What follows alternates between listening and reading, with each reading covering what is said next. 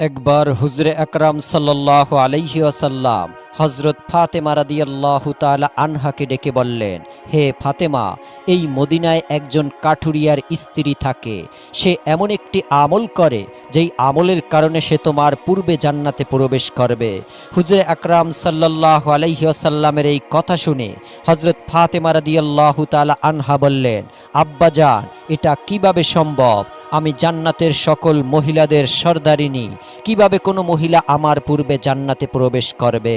জান্নাতে পূর্বে প্রবেশ করার আকাঙ্ক্ষা সকলেরই রয়েছে।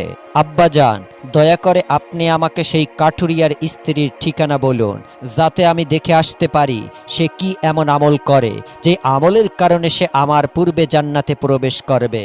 হুজুর আকরাম সাল্লাল্লাহু আলাইহি ওয়াসাল্লাম তখন তাকে বললেন, ফাতেমা, আজকে তুমি বাড়ি ফিরে যাও, কিছুদিন পরে সময় হলে আমি তোমাকে ডেকে নিব।